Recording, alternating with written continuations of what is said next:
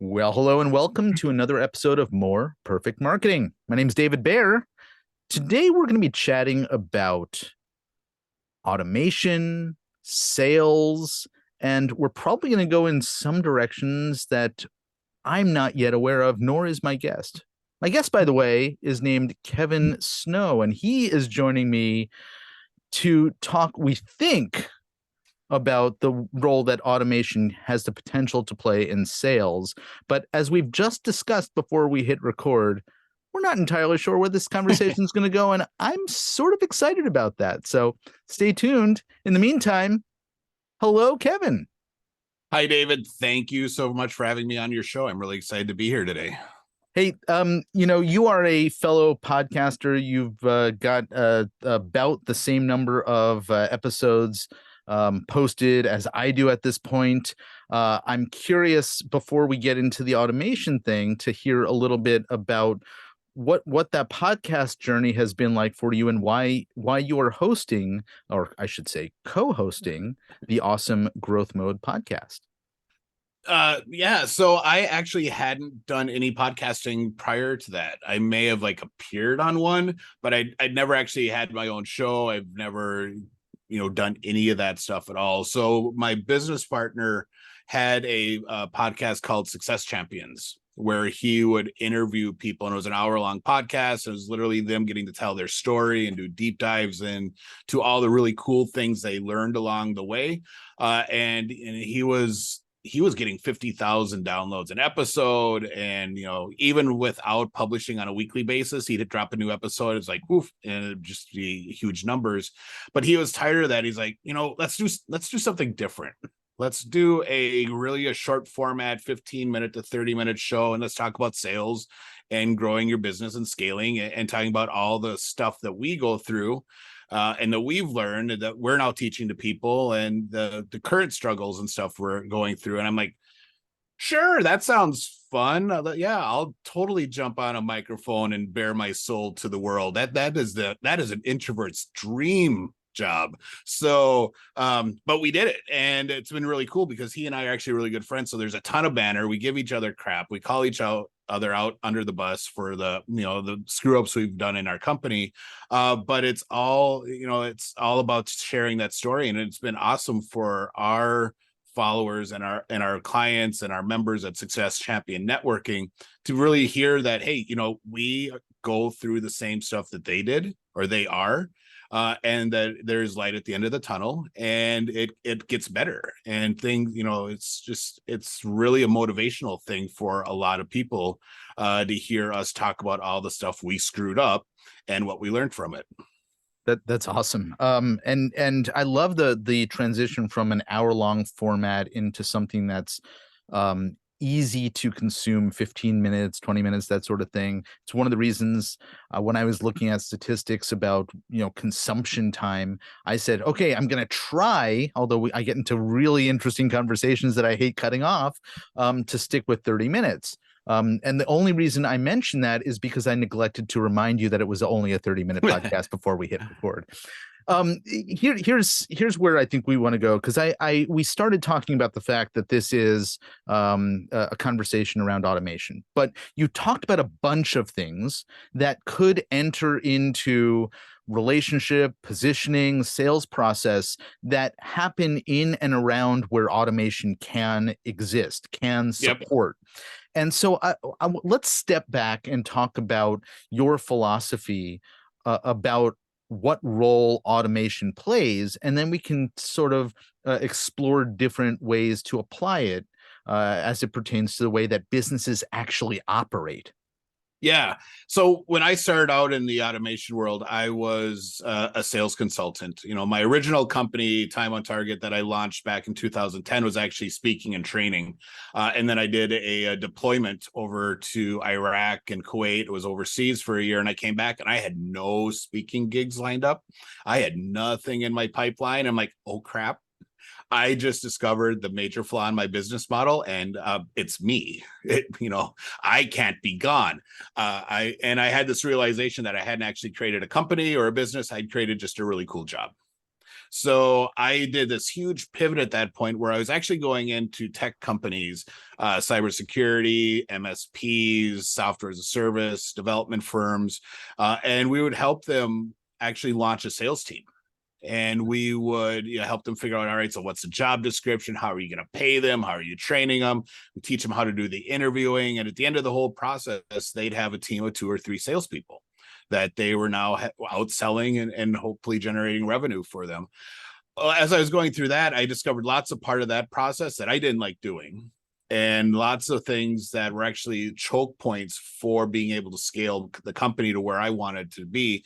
So we kept niching down, and we niched down into really the process piece of mapping, going into companies and helping them map their sales process. Hmm. And then really within that, helping them map how their clients make purchasing decisions so that we could make sure those two processes were going at the same speed, and the salespeople weren't getting ahead, or they could recognize if a prospect was lagging behind, or if the prospect had sped up, so they could catch up and make sure they're in sync with them.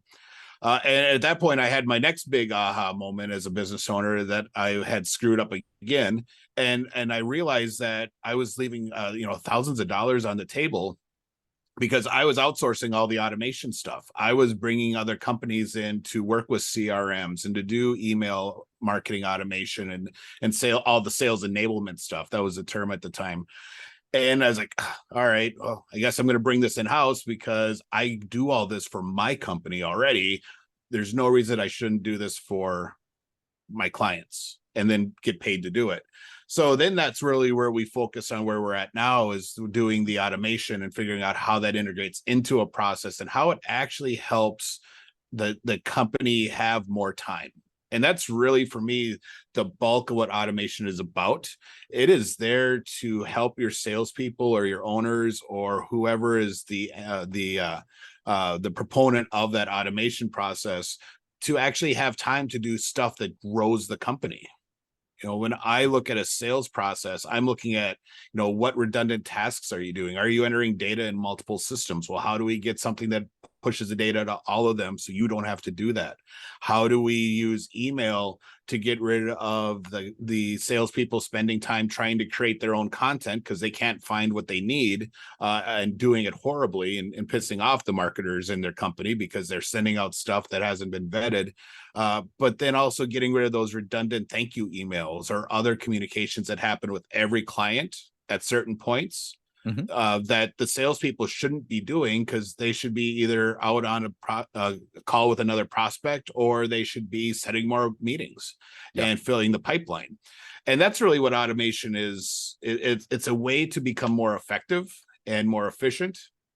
And if done correctly, it's actually going to accelerate your sales process. You're going to close business faster, and you're going to be closing better business.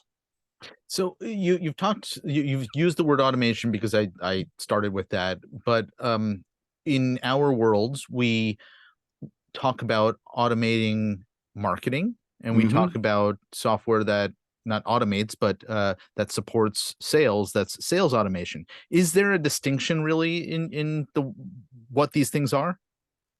No, I don't think so, because you work with Keep. I'm an Entreport shop. That's what we use with the bulk of our clients. They have the ability to do all the marketing automation, to do all the drip campaigns and lead magnet delivery, and all the tracking and all the cool stuff that marketing automation does. But all those tools can be applied into the sales process. And it's the exact same tool. Good marketing automation tools will have the capability to do your CRM stuff as well. So I can pull up on my Entreport and see my entire pipeline and know exactly where they're at in a nice little card view. So I don't have to. I have other CRMs that I use because I want to keep track of what they're doing, and they work better for some clients. So I have them, but Entreport's really my main dashboard of where I do all my sales and my marketing and my operational stuff. So and that's really the power of a good automation platform, is that it's not niche so much into we just do email. how do you also use those automation powers to improve your hiring process? How do you use those automation powers to publish your podcast on time? Mhm. All those campaigns and capabilities can be used across different uh, business departments, so that they all can get some benefit. And now your ROI from that one system is just skyrocketed. Well, the example that you gave earlier about the replacing the varied quality of what salespeople might be sending out by creating systems, by Yep. having content that's done for them. Well, what it sounds like it does is it creates consistency so that the organization has the ability to measure their systems effectiveness rather than, well, this salesperson has a way of approaching people and communicating that's better than that salesperson, and so you have more control over the positioning, the messaging, etc., through using these sorts of tools. Yeah, it's that, and then it's also when you put in those types of controls where you're sending out certain things to certain people at certain times. You've now entered in that consistency where you can actually measure what's different Mhm. between different salespeople, and there's going to be those less variables. So now when you're trying to figure out why is salesperson A outselling salesperson B, you can now, it's easier to figure out. And Yeah. it's now easier to figure out, oh, well, salesperson A is doing this thing in addition to our base process. Let's see what happens if we add that into salesperson B. Or how do we take that and automate it so all the sales team does that same thing? And will everyone sell better? Okay, so we're talking about sort of a random organization that has a team that might have multiple people, but very often, and you and I have both worked with businesses where it might be a solopreneur. It Yep. might be, somebody who is the doer and somebody who is the seller, right? Yep. And it's not really, full departments. We, do we need? Yeah, I guess this is where I was going to go with this is the fact that there's a lot of tools out there. You mentioned two of them, Keep and Entreport, but there's uh, a lot of enterprise level tools that are more sophisticated, more expensive, and a lot of these tools have a really broad range of capabilities. Many of those capabilities are not usually necessary for every business. And Yep. so I'm sort of, I've seen this before. I've walked into a company where they were a small local professional services business, and they said, "And here's the tool that we use. It's called Marketo." And I was like, "What?" And for those who don't know Why? what I'm talking about, yeah, it's overblown enterprise level tool for a small business. And it's because that's what the people that they met and trusted sold them, because that's what that company specialized in. Yep. I'm sure you've seen variations on this theme all over the place, and I'd love to get your take on it. Yeah, on the sales automation side, you see people where you walk in, it's like, oh yeah, we have Salesforce. Awesome. Have you done any customization on it at all? Well, no, because we really couldn't figure out how to do that. I'm like, that I get you. I completely understand you. I have 3 friends that is literally just their job for their company. They make 6 figures. All they do is admin Salesforce Hmm. for the business they work for. It's that specialized and it's that complicated. When I would come across someone who had it, I would have to hire a person. I would have to find a Salesforce consultant like, hey, I have a client. Would you like to do some work for me? Because I don't know what I'm doing in the back end. Sure. So, and it is really, and what I tell all my clients is you need to find the tool that does what you need it to do, and has the ability for you to grow with it a little bit. You don't need a Marketo, you don't need a Salesforce, you don't need HubSpot, you don't need those big systems. I have some clients who, for what they're doing, MailChimp was perfect. Mm-hmm. And it And was and exactly right. that is rare to hear a marketer say that, because we like to make fun of Mailchimp Yo, or Constant Contact, but yep. there are places where those tools are appropriate. Yeah, for what they were doing and the type of communication we needed to do for them, MailChimp was the most cost-effective way to do it. They didn't need any real fancy automation. They weren't doing any lead notification or lead routing based on activities on a website. So we didn't have to worry about doing the pixels and tracking scripts and all that stuff. And they just needed to be able to send out emails on a regular basis Mhm. and be able to stay in contact with their clients. So it worked out really awesome. But then I have other clients where we build out really complex campaigns that are tracking the life cycle of a client. And we needed to do certain things at certain dates based on data that's in their contact record. So then you need something more advanced like a Keep or an Entreport that can do that type of heavy lifting without you having to go check on it all the time. Yeah, totally. And so how do you determine when you start a conversation with a business what their needs are with regard to, the tools that they either want to get? I mean, often they'll come to us marketers and already think they know what they need. I'm Yep. curious how those conversations go in your organization. So I practice a form of selling that we call informative selling. And it's something that kind of Donnie and I have come up with how we close business. And it's really focused on really understanding what the issues are from the client and getting them to tell you their story. So that you can then jump in and really focus on and we do a ton of teaching and a ton of brainstorming within those sales sessions. So by the time we get to the end of the meeting, we've probably completely veered away from what the client wanted to do. We understand what they wanted to accomplish. And as a collaborative effort over the past hour, we've usually come up with, well, you could do this and these types of things. And we've now come up with an even better plan that I can then say, all right, so for what we want to do, we need Entreport because you need to be able to do these things. Mhm. Or it's like, yeah, you want to do this, and this is solely a time-based campaign. I don't need any behavioral triggers. I can put you on MailChimp or Drip or some, really low cost tool. But they leave having a better understanding of what they actually wanted to do and how they can get there. And that for us is really important because we don't want to just come in and take an order from a client where they are saying, hey, we want to build out this campaign. It needs to do these things. And then, all right, sweet, I'll build it. It'll be ready in 2 weeks. We want to be a partner. So that is really key for us to be during that first meeting to be able to really brainstorm and collaborate and come up with this whole cool new idea of how we're going to do stuff. I just did this with a company that's launching a partner program. They want to go from direct selling their products into having partners and affiliates that are pushing and promoting it for them. And then they want to help their partners grow their business. And they had a specific idea when we came into the meeting. By the end of it, I had completely flipped their idea on its ears. And we, instead of just a program, we now had 3 targeting different people, doing different things, allowing different types of people to be successful and really feel like they're, giving back to a company that they love. And they're like, sweet, how do we start?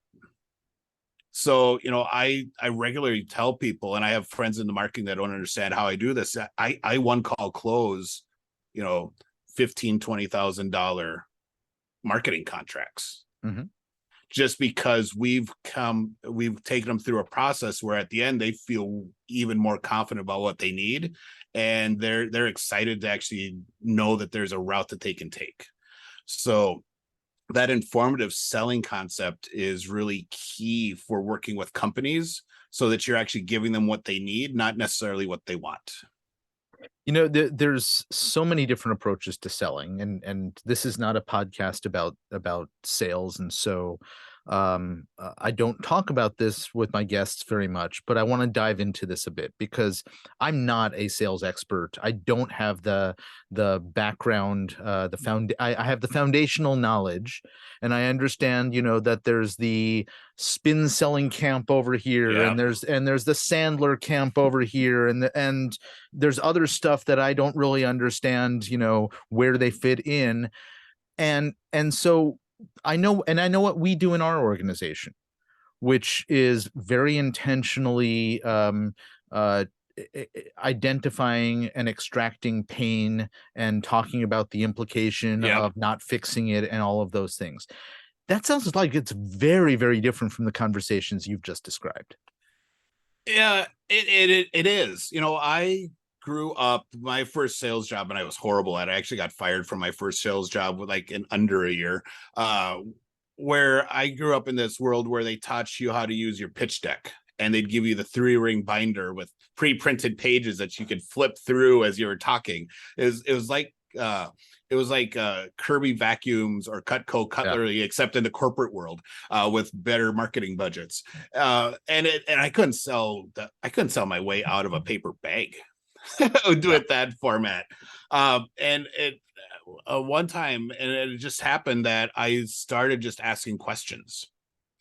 And I started, instead of doing the binder, I just started asking them about their company and how they got going with it and how they ended up where they're at. And we went through this whole process. And at the end of it, they're like, this is awesome. How do we start? I'm like, what just happened? Yeah.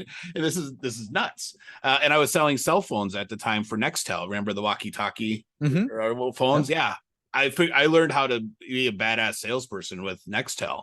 And I started figuring out, all right, so here's what I did. That's the cool thing about being a high C introvert. You're analytical. So you look at everything you do and try and figure out why it worked and why it didn't.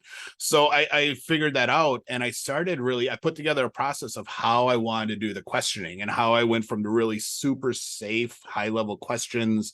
How'd you get into your company? How'd you get started? How many locations do you have, down to the really personal level questions of, all right, so if you don't make your sales numbers this month, or if you have, what's going on, and then what happens if that thing happens. Mm-hmm. That I was able to actually triple the revenue I was generating when I sold a client. Instead of just selling a $50 phone, I was selling a $50 rate plan, a $50 data plan, and then a $50 GPS package on top of it. Because I had figured out that, hey, this phone, what if we could actually help you, all of your crews, do one additional job a day? Mm-hmm. What if we could cut down your mileage by 15% a month because you do dispatching better? And now that my phone became a revenue generator for these companies instead of just an expense. So what I'm hearing you say is you were listening to their answers to the questions you were asking. You were then tying those answers to, okay, how can I solve this? And then you were presenting them with something that made sense based on Yep. the conversation you just had.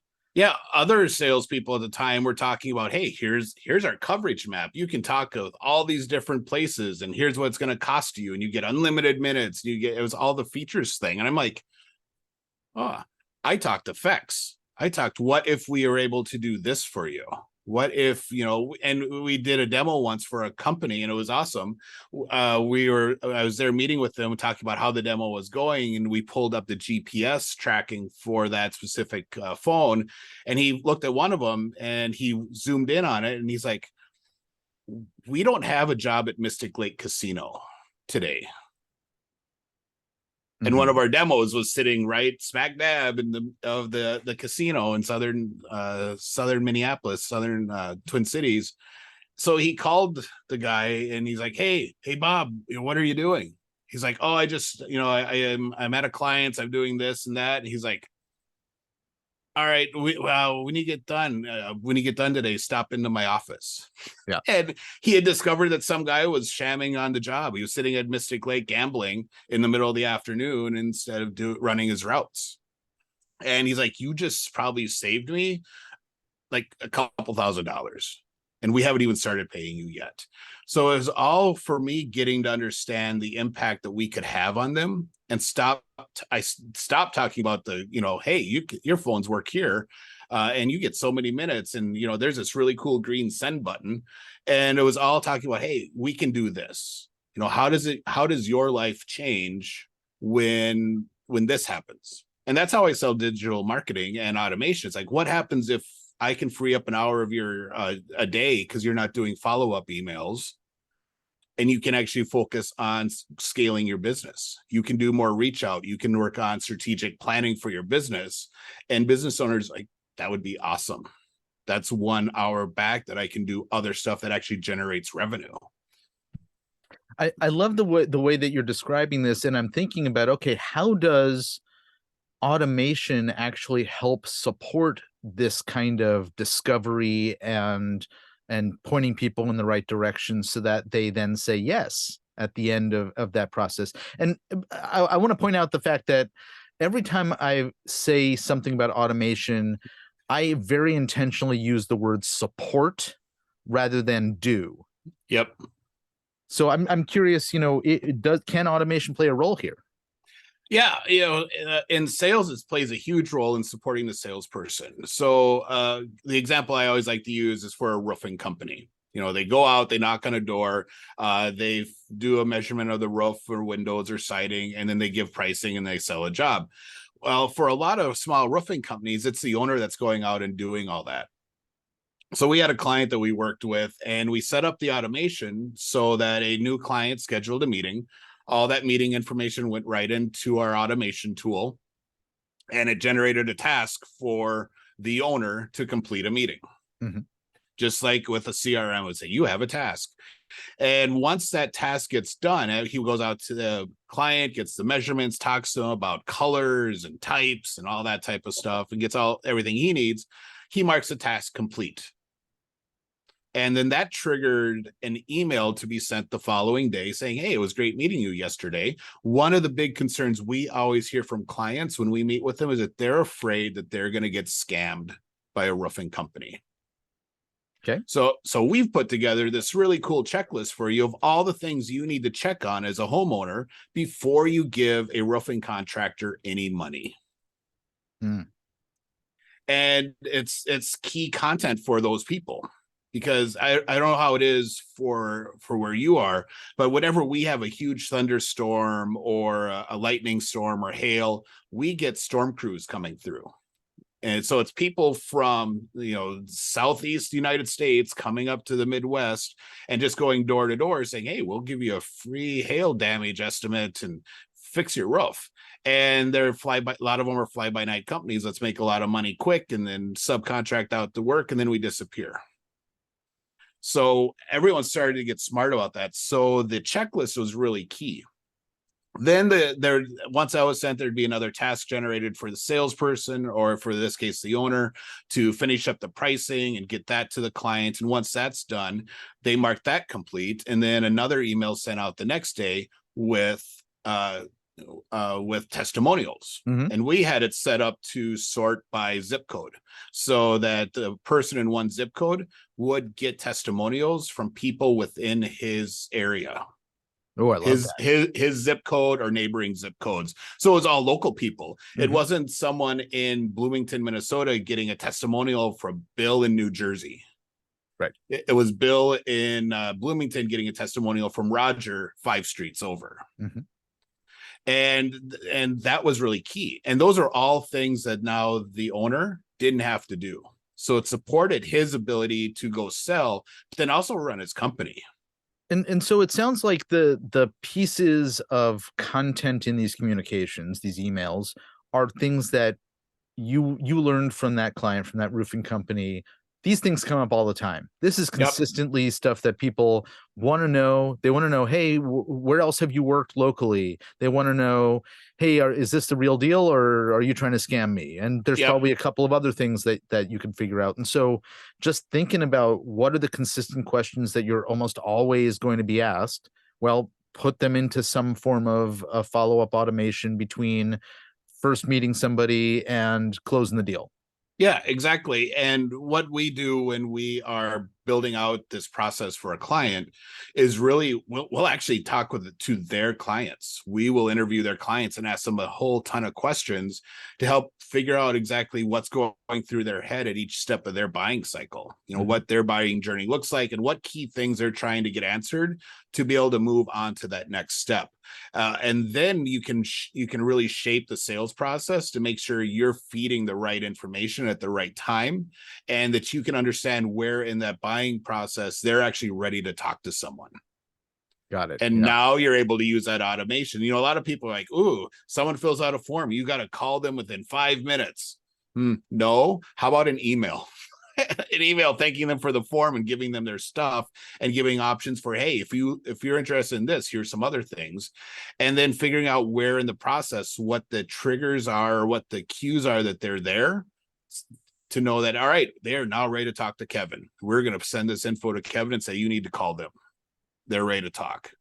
Yeah, I love it. In a moment, we have to tell people who might be ready to talk to Kevin where they actually can do that. But before before we go there, you've just sort of given us a couple of examples of how automation can support all of these, sort of pre-sales and selling components of a business. And it didn't sound like it was all that much to do, but it could be incredibly effective. And so I think one of the things that a lot of companies, and we talked about this before in terms of like the difference between MailChimp and the Entreport, type software, and then the enterprise level softwares.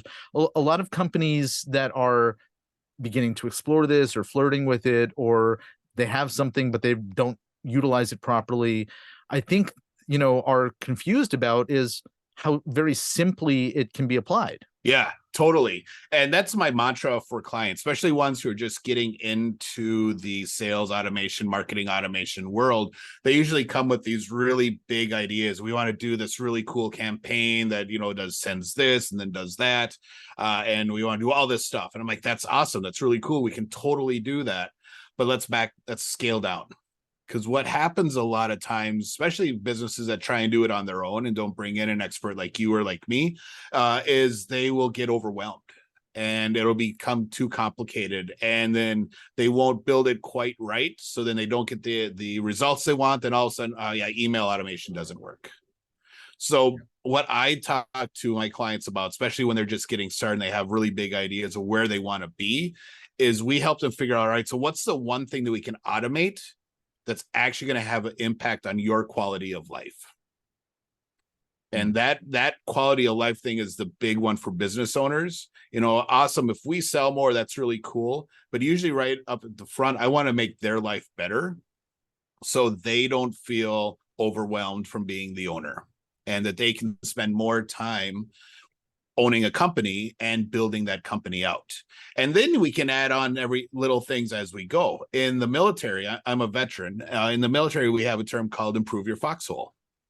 So, and the concept is that when you enter into a defensive position, the first thing you do is you build your foxhole. You dig your trenches, and that's where you get some concealment and some cover. So, but the longer you're in a position, you keep continuing to improve that defensive position. You might put up some barricades. You might put up some claymores out front with tripwires. You might put out some concertina wire and different things to continue to improve your defensive position so you're not as vulnerable.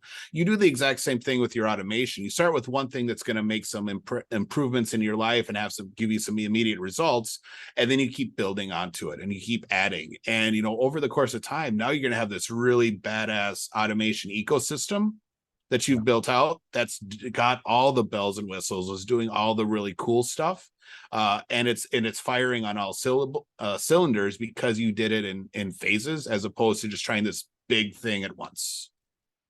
I love that, and I love the analogies to your time in the military.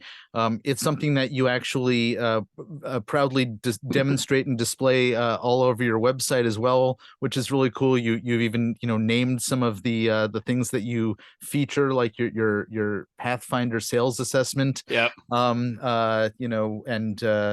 And so I think it's probably a good time to tell people what I've been referring to, which is the Time on Target website, which of course we'll link to. And if people do want to learn a little bit more about what you do and if and how you might be able to help them, I want to encourage folks to head on over to time-on-target.com. What will they find there? And if they're interested in chatting, what should they do there? So they're going to be able to find out a lot of information about different things they can do with their business, with their sales processes, and how we help clients actually grow and build better companies. But the quickest and easiest way to actually get into my world and start figuring out, how someone can use automation is to text the word sell smarter to 612-429-4298. Okay. And I will send them, once they send that in, I will send them a list of questions that they can use to help map out their client's buying process and a guide to what content is most effective for each step in their sales process. And then after that, they'll get some additional text messages from me inviting me to a Facebook group that's all about sales automation. They'll get a link to start listening to my podcast, and some other ways to get into my world and start asking me questions and figuring out what automation can do for them. Beautiful. Well, I'm gonna check out that text campaign myself. I didn't write down the number, but Kevin's gonna give it to me, so I make sure it's in the show notes as well. And then we'll look forward to exploring some of the things that you have to offer, both in the Facebook group and elsewhere. So, Kevin Snow, thank you so very much for spending time hanging out and sharing your insights. Yeah, thank you for having me on the show. I thought it was a really cool conversation. I really enjoyed my time. Well, thank you so much, folks. This has been More Perfect Marketing. If there's something that you heard from Kevin that you think someone else in your world can benefit from hearing, please share the episode with them. And for now, this is David Baer with Kevin Snow, and this has been More Perfect Marketing. We'll see you on another episode soon. Take care.